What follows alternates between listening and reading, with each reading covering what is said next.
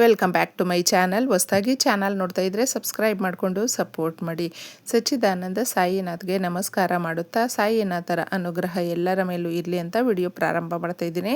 ಸ್ನೇಹಿತರೆ, ಮಾಡುವಂಥ ಪರಿಹಾರಗಳು ಯಾಕೆ ನಾವು ಎಷ್ಟು ಮಾಡಿದ್ರು, ಎಷ್ಟು ದೇವರನ್ನು ಕೈ ಮುಗಿದ್ರು, ಪೂಜೆ ಪುನಸ್ಕಾರಗಳು ಮಾಡಿದ್ರೂ ಕೂಡ ಪರಿಹಾರವನ್ನು ನಾವು ಹುಡ್ಕೊಂಡು ಹೋದರೂ ಕೂಡ ನಮ್ಮ ಜೀವನದಲ್ಲಿ ನಮ್ಮ ಮನೆಯಲ್ಲೂ ಯಾಕೆ ಸಮಸ್ಯೆಗಳು ಹಾಗೇ ಇದ್ಬಿಟ್ಟಿದೆ, ಏನು ಗೊತ್ತಾಗ್ತಾ ಇಲ್ಲ, ಒಂದು ಬದಲಾವಣೆ ಇಲ್ಲ ಅಂತಂದ್ಬಿಟ್ಟು ಯಾವುದು ಮಾಡೋದೇ ಬೇಡಪ್ಪ ಸುಮ್ಮನೆ ಇರೋಣ ಅನಿಸ್ಬಿಡುತ್ತೆ ಒಂದೊಂದು ಸಾರಿ. ಅಂದರೆ ಈ ಪರಿಹಾರಗಳಲ್ಲಿ ಯಾವುದೇ ರೀತಿಯಾದಂಥ ಬದಲಾವಣೆಗಳು ನಮ್ಮಲ್ಲಿ ಕಾಣಲಿಲ್ಲ ಅಂತ ಅಂದಾಗ ನಾವೆಲ್ಲರೂ ಕೂಡ ಸಹಜವಾಗಿ ಅಂದ್ಕೊಳ್ಳುವಂಥ ಮಾತು ಇದಾಗಿರುತ್ತೆ. ತಪ್ಪದೆ ನಂಬಿಕೆಯಿಂದ ಈ ಪರಿಹಾರವನ್ನು, ಅದು ಮಂಗಳವಾರದ ದಿನ ಯಾಕೆ ಮಾಡ್ಕೊಳ್ಬೇಕು ಅಂದರೆ, ದೇವಿಯ ವಾರ, ಶಕ್ತಿದಾಯಕವಾದಂಥ ದೇವತೆಗಳನ್ನು ನಾವು ಪೂಜೆ ಮಾಡ್ತೀವಲ್ವ, ಆ ದಿನ ಮಾಡುವಂಥ ಈ ಪರಿಹಾರ ಕೈ ಹಿಡಿಯುತ್ತೆ. ಮಂಗಳವಾರಕ್ಕೆ ತುಂಬಾ ಶಕ್ತಿ ಇರೋದ್ರಿಂದ ಮಂಗಳವಾರ ಬಂದು ಕುಜನಿಗೆ ಸಂಬಂಧಪಟ್ಟಂಥ ದಿನ ಕೂಡ. ಅದಕ್ಕೆ ಆ ದಿನಗಳಲ್ಲಿ ನಾವು ಕೆಲವೊಂದು ಕೆಲಸಗಳನ್ನು ಮಾಡಬಾರ್ದು. ದೂರ ಪ್ರಯಾಣ ಸುಖ ಸುಮ್ಮನೆ ಹೋಗಬಾರ್ದು. ಹಾಗೆ ಏನಾದರೂ ರಿಪೀಟೆಡ್ ಆಗಿ ನಮಗೆ ಹೆಲ್ತ್ ಇಶ್ಯೂಸ್ ಆ ಥರ ಇದ್ದಾಗ, ಆ ಥರ ಇರುವಂಥವರು ಕೂಡ ಬೇರೆ ಸಮಯ ನೋಡಿಕೊಂಡು ಹೋಗಬೇಕು. ಹಾಸ್ಪಿಟಲ್ಗೆ ಆ ಥರ ಎಲ್ಲ ನಾವು ಹೋಗ್ತಾ ಇರ್ತೀವಿ ನೋಡಿ, ಪದೇ ಪದೇ ನಮ್ಮನ್ನು ಕಾಡಿಸ್ತಾ ಇರುತ್ತೆ, ಹೋಗುವಂಥ ಸಿಚುಯೇಷನ್ನು ತಂದು ಕೊಡುತ್ತೆ. ನೋಡಿಕೊಂಡಿದ್ದೆ. ಆದರೆ ಆರೋಗ್ಯ ಅನ್ನುವಂಥದ್ದು ಕೂಡ ಬಹಳ ಮುಖ್ಯವಾಗಿರುವಂಥದ್ದು. ಅದನ್ನು ಕೂಡ ನಾವು ನೋಡಿಕೊಂಡು ಈ ರೀತಿ ಮಾಡಿಕೊಳ್ಳುವಂಥದ್ದು ಬಹಳ ಒಳ್ಳೆಯದು. ಸಾಲಗಳನ್ನು ಅದನ್ನು ತಗೊಳ್ಳೋದಕ್ಕೆ ಹೋಗಬೇಡಿ ಸ್ನೇಹಿತರೆ. ತುಂಬಾ ನಾವು ಜಾಣ್ಮೆಯಿಂದ ನಡ್ಕೊಳ್ತೀವಿ ಅಂತ ಎಷ್ಟೋ ಜನ ಅಂದ್ಕೊಳ್ತಾರೆ. ಆದರೆ ಮಂಗಳವಾರದ ದಿನ ಪರವಾಗಿಲ್ಲ ತಗೊಳ್ಳಿ, ಸಾಲ ಕೊಡ್ತೀವಿ ಅಂತ ಏನಾದರೂ ಕೊಟ್ಟರೆ ಕರೆದು ಕೊಡೋರು ಯಾರೂ ಇಲ್ಲ. ಅದಕ್ಕೂ ಮುಂಚೆ ನಾವು ಕೇಳಿಟ್ಟಿರ್ತೀವಿ ಅಂದ್ಕೊಳ್ಳಿ. ಅಂತಹವರು ಮಂಗಳವಾರದ ದಿನ ತಗೊಳ್ಳಿ ಅಂತಂದಾಗ ನೀವು ಒಂದು ದಿನ ಮುಂದಕ್ಕೆ ಹಾಕ್ಬಿಡಿ. ಮಂಗಳವಾರ ತಗೊಳ್ಳುವಂಥ ಒಂದು ಸಾಲ ಇರುತ್ತಲ್ವ, ಅದು ನಮ್ಮನ್ನು ನೆಮ್ಮದಿಯಾಗಿ ಬಿಡೋದಿಲ್ಲ. ಸಾಲ ತೀರಿಸಬೇಕು ಅಂತ ನಮ್ಮ ಮನಸ್ಸಲ್ಲಿ ದೃಢವಾಗಿ ಅಂದ್ಕೊಂಡಿದ್ರೂ ಅದಾಗೋದಿಲ್ಲ. ಇನ್ನೂ ಜಾಸ್ತಿ ಸಾಲ ಮಾಡಿಕೊಳ್ಳೋದಕ್ಕೆ ನಾವು ಗುರಿಯಾಗ್ತೀವಿ, ಅವಮಾನಗಳಿಗೆ ಗುರಿಯಾಗ್ತೀವಿ. ಅದಕ್ಕೆ ಅದನ್ನು ತಪ್ಪಿಸ್ಬಿಡಿ. ಇನ್ನೂ ಸಾಧ್ಯ ಆದರೆ ರಿಟರ್ನ್ ನೀವು ಆ ಸಾಲವನ್ನು ವಾಪಸ್ ಕೊಡೋದಕ್ಕೆ ಪ್ರಯತ್ನ ಪಡಿ. ಈ ಪರಿಹಾರ ಬಂದು ಮುಖ್ಯವಾಗಿ ಮಂಗಳವಾರ ನೀವು ರಾತ್ರಿ ಮಾಡಿಕೊಂಡ್ರೆ ಪ್ರಶಾಂತವಾಗಿ ಇರುವಂಥ ಸಮಯ ಇದಾಗಿರುತ್ತಲ್ವ, ನೋಡಿ ಮಾಡ್ಕೊಳ್ಳಿ.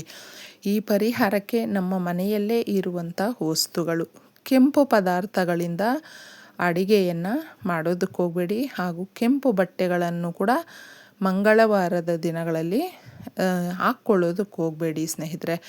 ಈ ದಿನಗಳಲ್ಲಿ ಮಾಡುವಂಥ ಯಾವುದೇ ರೀತಿಯ ಪರಿಹಾರಗಳಿರುತ್ತೆ ನೋಡಿ, ನಮ್ಮ ಜೀವನದ ದಿಕ್ಕನ್ನು ಬದಲಿಸುತ್ತೆ. 4 ಕಡೆಯಿಂದ ನಮ್ಮನ್ನು ಹುಡುಕೊಂಡು ದುಡ್ಡು ಬರುವಂಥ ಒಂದು ಅದೃಷ್ಟ ಅಂತಲೇ ಹೇಳಬಹುದು. ಆ ಥರ ದಿನಗಳು ಕೂಡ ನಮಗೆ ಬರುತ್ತೆ. ಏಕೆಂದರೆ ಮಂಗಳವಾರದ ದಿನ ಈ ರೀತಿ ಪರಿಹಾರಗಳನ್ನು ಯಾರು ಮಾಡ್ಕೊಳ್ತಾರೋ ಅವರ ಲೈಫಲ್ಲಿ ಸಮಸ್ಯೆಗಳು ಕಡಿಮೆ ಆಗ್ತಾ ಹೋಗುತ್ತೆ. ಒಂದು ಗಾಜಿನ ಲೋಟವನ್ನು ತಗೊಳ್ಳಿ, ಚೆನ್ನಾಗಿರುವಂಥದ್ದು. ಅದು ನಮಗೆ ಟ್ರಾನ್ಸ್ಪರೆಂಟ್ ಆಗಿರುತ್ತೆ.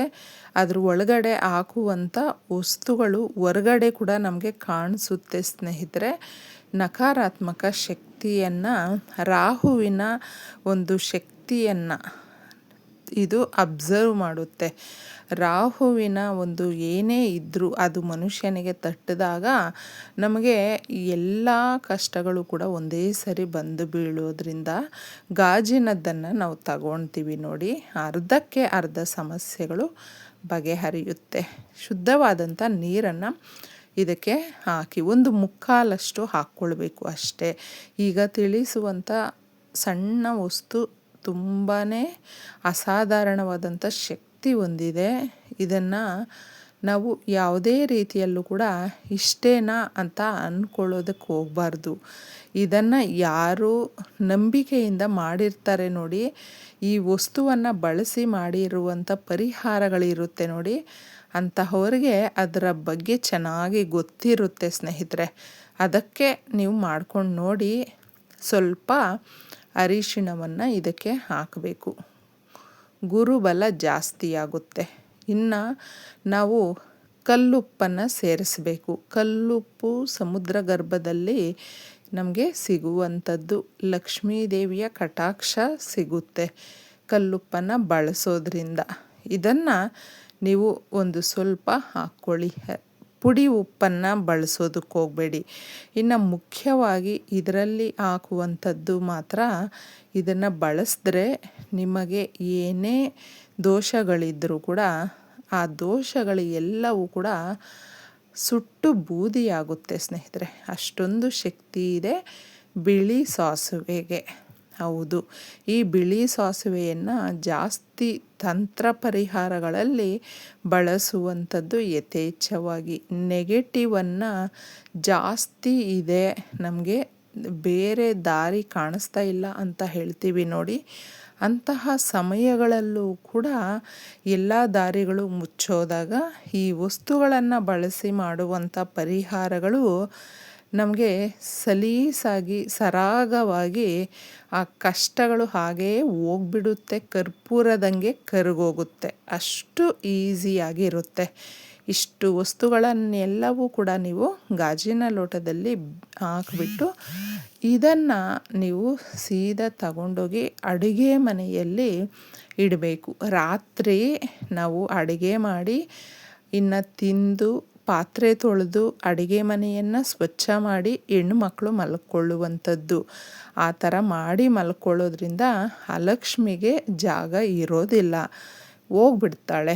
ಹೊರಟೋದಾಗ ಶ್ರೀ ಮಹಾಲಕ್ಷ್ಮಿ ಮನೆ ಒಳಗಡೆ ಬರುವಂಥದ್ದು ಸ್ನೇಹಿತರೆ. ನಾವು ತುಂಬ ಸುಸ್ತಾಗಿದೆ, ಆಗೋದಿಲ್ಲ ನಮ್ಮ ಕೈಯಲ್ಲಿ ಮಾಡೋದಕ್ಕೆ ಅಂತ ಕೆಲವೊಂದು ಬಾರಿ ಅನಿಸ್ಬಿಡುತ್ತೆ. ಯಾಕಂದರೆ ಹೊರಗಡೆ ದುಡಿತಾ ಇರ್ತೀವಿ, ಮನೆ ಒಳಗಡೆ ಕೂಡ ನಮ್ಮ ಕೈಯಲ್ಲಿ ಆಗೋದಿಲ್ಲ ಅನ್ನುವಂಥ ಸಂದರ್ಭಗಳಲ್ಲಿ ಏನೂ ಮಾಡೋದಕ್ಕಾಗೋದಿಲ್ಲ. ಯಾಕಂದರೆ ವಿಶ್ರಾಂತಿನೇ ಇಲ್ಲ ಅಂತ ಹೇಳಿದ್ರೆ ಅದು ಬೇರೆ ಪ್ರಶ್ನೆ ಆಗಿಬಿಡುತ್ತೆ. ಆದರೆ ಹೆಣ್ಮಕ್ಳು ಪ್ರತಿನಿತ್ಯ ತಮ್ಮ ಮನೆಯನ್ನು ಸ್ವಚ್ಛ ಮಾಡಿಯೇ ಮಲ್ಕೊಳ್ತಾರಲ್ವ, ಆ ಥರ ಮಾಡಿ ಮಲ್ಕೊಳ್ಳೋದ್ರಿಂದ ಆರೋಗ್ಯ ದೃಷ್ಟಿಯಿಂದ ಕೂಡ ನಮಗೆ ಆಧ್ಯಾತ್ಮಿಕವಾಗಿಯೂ ಕೂಡ ತುಂಬ ಲಾಭಗಳು ಇದೆ.